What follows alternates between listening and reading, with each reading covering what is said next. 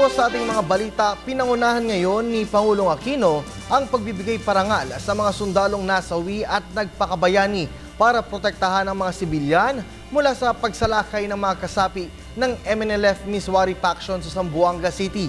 Sa kanya pong talumpati, sinabi ng Pangulo na hindi matatawaran ang kabayanihan at paglilingkod sa bayan ng ating mga tapat na sundalo.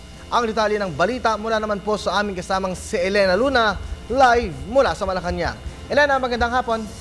Magandang hapon, Kirby. Kinilala nga ni Pangulong Aquino ang kabayanihan ng mga sundalo na tumulong sa krisis sa Zamboanga City. Kaninang umaga, sinadya ni Pangulong Aquino ang Camp Aguinaldo para pangunahan ang isang seremonya para dito. Kabilang sila sa may 2,500 mga sundalo na tumugon sa krisis sa Zamboanga. Isinabay sa seremonya ang pag-awad ng Pangulo ng mga parangal sa 19 na mga sundalo na magiting na ginawa ang kanilang tungkulin para protektahan ng mga mamamayan at bawiin ang lungsod ng Zamboanga sa mga rebelde. Tinuguran po ninyo ito ng ipinamalas ninyong tatag at husay para sa katuparan ang ating estratehiya. Matagumpay ninyong nilimitahan ang mga rebelde at di na hinayaang makapasok ang iba pang nagbabantang pangkat. Kaya naman, taos-puso po tayong nagpupugay at nagpapasalamat sa lahat ng ating mga sundalo at pulis na buong tapang na nakipaglaban para sa kaligtasan ng ating mga boss. Habang buhay pong babantayog ang inyong dedikasyon at profesionalismo sa kasaysayan. Magsisilbi kayong huwaran di lamang ng kasalukuyang henerasyon, kundi maging ng susunod na salinlahi. Sinabi ng Pangulo na ngayong malaya na ang Zamboanga, tuloy pa rin ang ayuda ng gobyerno para sa kanilang rehabilitasyon. Walang patid ang paghahatid natin ng pagkain, tubig at serbisyong medikal sa mga apektadong komunidad. Katuwang ang ating mga sundalo at pulis, ibabangon natin ang Zamboanga mula sa nagdaang trahedya at magkakasamang nating itataguyod ang kapayapaan sa kalakhang bansa.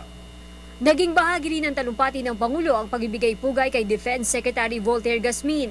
Tinawag ng Pangulo si Gasmin na timon ng mga kawal sa tuwid na daan. Nang pumutok ang kaguluhan sa Zamboanga City, kayo po mga sundalo at pulis ang inaasahang unang rumisponde para sa ating mga kababayan. At ito nga po, ating DND kasama ang DILG at PNP.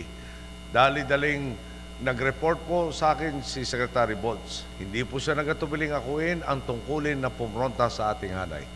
Kayo nga po ang tanungin ko, sinong hindi matutuwa sa tulad niyang walang pinipiling panahon sa paglilingkod? Alam kong nasa mabuting kamay ang mga operasyon at estratehiya natin dahil walang takot at laging in control itong si Secretary Bolts.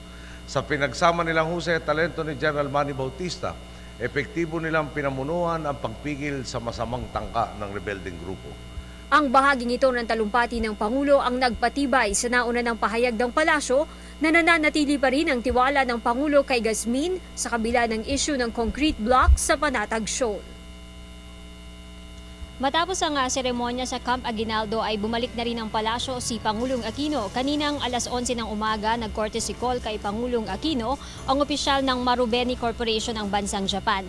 Mamaya namang alas 3 ng hapon ang meeting ni Pangulong Aquino kasama sina Executive Secretary Paquito Ochoa Jr. at Justice Secretary Leila de Lima. At yan ang ating balita mula dito sa Malacanang. Sa tulong ng RTVM, ako si Elena Luna para sa Telebisyon na Bayan. Maraming salamat sa iyo, Elena Luna.